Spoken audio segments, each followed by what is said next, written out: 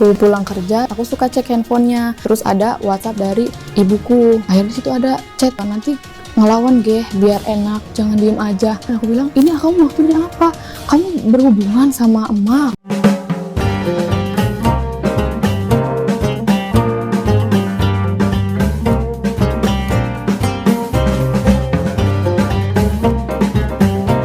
Assalamualaikum warahmatullahi wabarakatuh, sahabat semuanya, sahabat Indra Official dimanapun berada. Alhamdulillah pada hari ini kita berada dalam kondisi sehat walafiat semuanya. Mudah-mudahan kita bisa melakukan seluruh aktivitas kita pada hari ini dengan baik dan lancar. Baik, pada kesempatan video kali ini kita akan membahas sebuah peristiwa viral yang terjadi di masyarakat, di mana terjadi penggerebekan oleh warga Serang, Banten terhadap mertua dan menantu yang diduga berselingkuh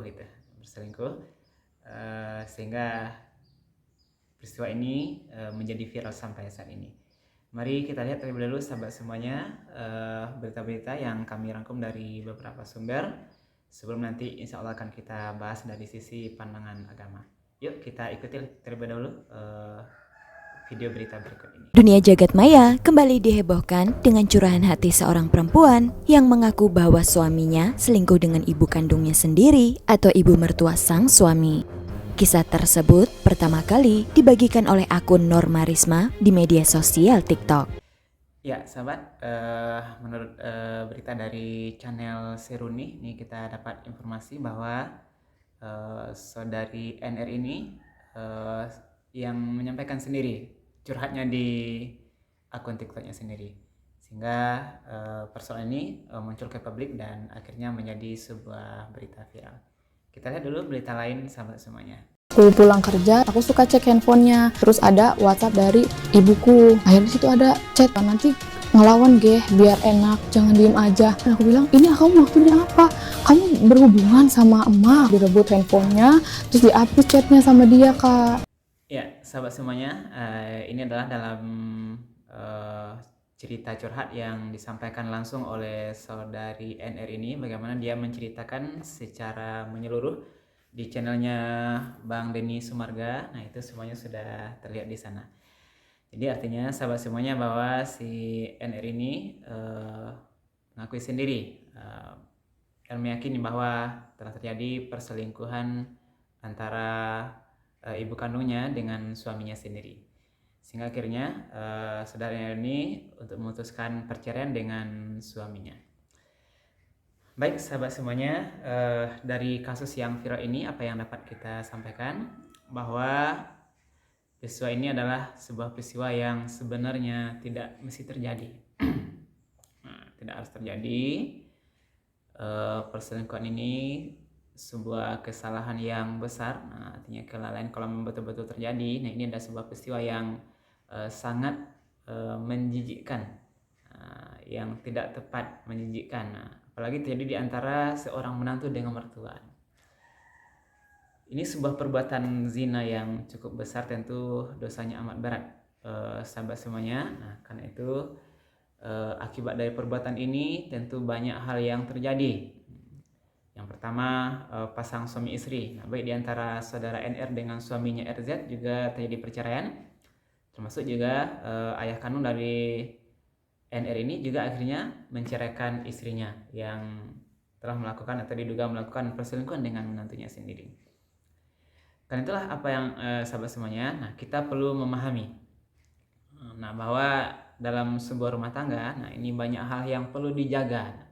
Karena itu agama sangat mengajarkan kepada kita bahwa tidak boleh mendekati perzinaan itu sendiri.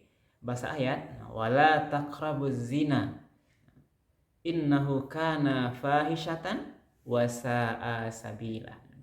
Dan janganlah kamu mendekati zina itu. Artinya kita mendekati saja, nah itu tidak dibolehkan. Apalagi melakukannya. Berarti betapa beratnya dosa zina ini. Nah, sehingga itu agama Islam melarang dan mengharamkan mendekati. Nah, apa mana mendekati? Takrab itu, nah, jangankan melakukan, nah, sehingga melakukan sesuatu perbuatan-perbuatan yang mengarah akhirnya nanti kepada perbuatan zina itu sudah diharamkan oleh agama. Apa contohnya? Berkhalwat, berdua-duaan, itu tidak dibenarkan kecuali dengan ada mahram. La yakhluwanna rajulun imra'atin illa zu mahramin. Tidak dibenarkan seorang laki-laki itu berkhalwat, berdua-duaan dengan seorang perempuan kecuali nanti ada mahramnya di sana. Ini sebagai sebuah langkah dari hadis agar nanti tidak terjadi hal-hal yang tidak dibenarkan oleh agama ini. Lalu apa yang terjadi dengan kasus ini sahabat semuanya? Nah, berarti adalah bahwa barangkali ini kedekatan emosional antara mertua dan menantu itu hal yang wajar, tapi tetap itu harus dijaga dengan sebaik-baiknya. Walaupun satu rumah antara anak dengan menantu, satu rumah dengan kita, tapi hal-hal yang perlu dijaga, yang tidak boleh kelihatan, pergaulan-pergaulan itu tetap harus diatur sedemikian rupa. Karena kita tidak bisa, barangkali walaupun tidak ada awalnya niat dari seorang untuk melakukan hal yang tidak benar ini, nah itu namanya musuh bebuyutan kita, iblis bersama dengan para syaitannya itu akan terus menggoda kita, mempengaruhi syahwat kita, mempengaruhi akal kita. Nah, sehingga suatu hal yang sebenarnya tidak mesti kita lakukan. Nah, karena ada kesempatan, karena ada waktu. Nah, sehingga hal ini kita menjadi bisikan-bisikan, kita digoda terus oleh syaitan, sehingga kita kalah, tidak tahan, tidak kuat iman, sehingga terjadilah hal-hal yang tidak dibenarkan. Terjadilah perzinaan. Nah, termasuk dalam kasus ini, jika benar itu telah terjadi sebuah hal yang sangat luar biasa, dosa besarnya, hadirin kaum muslimin. Dalam rumah tangga pun, nah itu sebenarnya harus tetap dijaga. Tidak boleh mertua itu membukakan auratnya kepada menantunya. Nah, itu tidak boleh. Aurat rambutnya tidak boleh kelihatan oleh menantunya, itu tetap harus dijaga. Karena itu nanti untuk mengantisipasi hal-hal yang seperti inilah. Dijaga pergaulannya, sikapnya secara normal, tapi dalam rumah tangga ini tetap harus semuanya dijaga. Tidak boleh seorang orang tua kelihatan sebenarnya auratnya, rambutnya pun tidak boleh dilihat oleh menantunya itu. Ini menjaga hal yang demikian. Nah, tapi kesini telah terjadi sahabat semuanya, terjadi. Nah, sehingga apa akibatnya? Ketika peristiwa ini terbongkar, nah, kalau mungkin awalnya dulu dilakukan tidak ada yang tahu, dilakukan sekali dua kali tidak ada yang tahu, tetapi ini Allah Subhanahu wa taala karena melarang perzina ini, berarti ada nanti akibat buruk. Maka siapapun dimanapun saja, nah, terhadap semua yang dilarang oleh Allah, ketahuilah itu pasti ada akibat buruknya. Termasuk perzinaan ini. Betapa banyak hari ini kita melihat orang-orang besar yang runtuh kekuasaannya, yang runtuh martabatnya karena terbongkar perzinaannya sebab-sebab. Itu banyak sekali. Karena itulah Allah melarang perbuatan zina ini.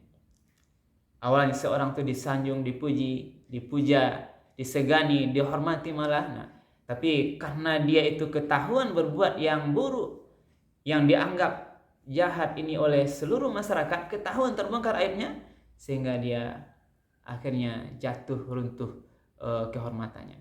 Dan itu tidak hanya membahayakan dirinya sendiri.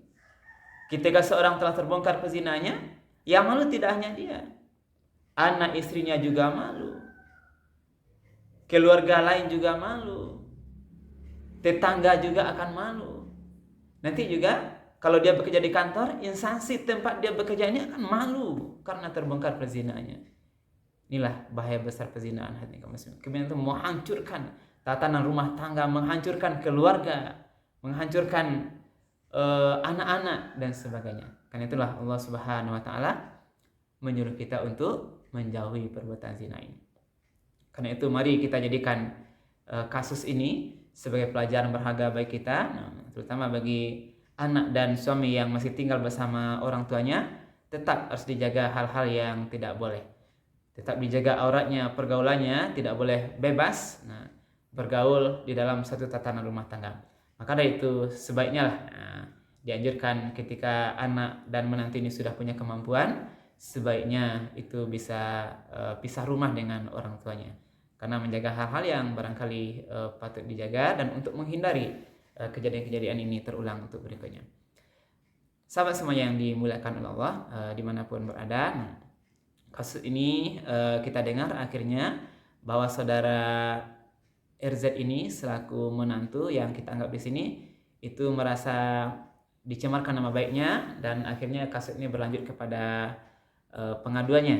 Nah, pengaduannya ke Polda Banten, dan mari kita lihat video bagaimana dia menyatakan bahwa dia merasa dicemarkan nama baiknya dan mengadu ke Polda Banten. Kita lihat videonya sahabat semua. Viralnya video saya ini yang nggak benar gitu ya.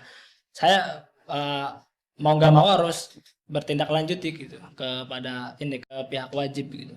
Dan udah diterima juga laporannya juga pada ya sama Polda Banten. Ya, itu sahabat semuanya semacam klarifikasi atau pernyataan dari saudara RZ ini terhadap berita viral yang terjadi saat ini. Dia menyatakan cemarkan nama baiknya dan dia sudah mengaju ke Polda Banten. Hal ini tentu menjadi hak dari masing-masing warga negara termasuk RZ sendiri. Nah, ketika dia merasa nama baiknya dicemarkan, terutama oleh mantan istrinya NR ini, itu tentu dibenarkan dan dia punya hak. Nah, tentu nanti bagaimana hukum negara kita yang akan nanti mencari atau menyelesaikan kasus ini, itu kita serahkan kepada ranah hukum. Apa yang dapat kita ambil kesimpulan di sini sahabat semuanya? Nah, inilah sudah menjadi suatu hal yang nyata bagi kita bersama, bahwa ketika terjadi persoalan ini, nah itu sudah mengimbas lebih jauh ternyata akibat dari perbuatan zina ini kalau memang itu dibenarkan. Tidak ada kita yang ingin rumah tangga kita ini, termasuk mungkin rumah tangga RZ dan NR ini dulunya kacau seperti ini, bubar, terjadi perceraian, bahkan yang dulunya ingin menata sebuah rumah tangga yang baik, nah akhirnya pisah. Nah, bahkan jauh dari itu kasus ini berlanjut kepada kasus hukum, artinya melebar sudah jauh. Itulah, mari kita ambil pelajaran sahabat semuanya dimanapun berada. Nah, kami menghimbau, mari kita selalu berusaha untuk menjaga keutuhan rumah tangga kita ini. Mari kita jaga sahabat semuanya. Akad nikah itu adalah dalam bahasa agama misaqan ghalizan, sebuah ikatan yang kuat yang tidak boleh kita murah memutuskannya. Ikatan suci, sakral. Nah, ketika dulu kita menikah bersama Bapak Penghulu di KUA, nah, itu ingatlah tujuan mulia kita adalah kita membentuk rumah tangga yang sakinah, mawaddah, warahmah. Sebagaimana pesan ayat dalam Al-Quran itu, nah, surah Ar-Rum ayat 21 yang sering disampaikan oleh Pak Penghulu tuh kalau mau menikah, wa min ayatihi an khalaqalakum min anfusikum azwajan litaskunu ilaiha wa ja'ala bainakum mawaddatan wa rahmah inna fi dzalika laayatil liqaumin tafakkarun. Nah, di antara tanda-tanda kebesaran ayatnya Allah itu, dia menjadikan untuk pasang dari jenismu sendiri supaya kamu merasa tentram, nyaman, bahagia atau sakinah, mawaddah, warahmah dalamnya. Karena itu mari kita menjaga keutuhan rumah tangga kita. Nah, tentu walaupun ada persoalan-persoalan rumah tangga, mari kita selesaikan dengan baik. Dan yang terpenting adalah masing-masing pihak mari menjaga diri ketika pasangan tidak ada di rumahnya. Jangan melakukan perbuatan-perbuatan yang menodai tatanan keutuhan rumah tangga itu sendiri. Jangan melakukan perzinaan, jangan melakukan perselingkuhan, karena bahaya yang terjadi nanti akibat kejadian itu sungguh sangat dahsyat sahabat semuanya. Mudah-mudahan bermanfaat kajian atau bahasan kita pada hari ini, mudah-mudahan bermanfaat dan menjadi iktibar bagi kita semuanya. Terima kasih, banyak maaf. Salam dari pemilik channel Indah Official. Mudah-mudahan Allah Subhanahu wa taala selalu meridhoi aktivitas kita semuanya. Bila taufiq hidayah. Assalamualaikum warahmatullahi wabarakatuh.